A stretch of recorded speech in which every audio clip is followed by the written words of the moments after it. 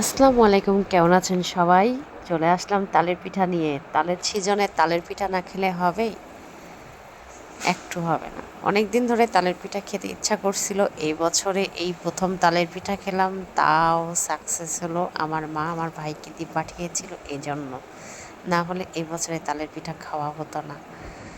তালের পিঠাটা একদমই তাড়াহুড়া করে বানিয়ে ফেলছি, এজন্য সম্পূর্ণ দেখাইনি। কিন্তু পিঠাটা আমি পুরা মচমচা খেতে খুব পছন্দ করি, এজন্য কালারটা একদমই এভাবে করলাম। এভাবে ব্রাউন কালারটা করলে পরে পিঠা অনেক মচমচা হয়। আর অনেকেই তালের পিঠা নরম খেতে ভালোবাসে, কিন্তু আমার কাছে মচমচাটাই খুবই ভালো লাগে। তাই এইভাবেই পিঠাটা বানিয়ে ফেললাম। অনেক মজা হয়েছিল, খেয়েও অনেকটা তৃপ্তি পেয়েছিলাম। আপনারা কি এখনো এবছরে তালের পিঠা খাওয়া হয়ে গেছে কিনা অবশ্যই কমেন্ট করে জানাবেন।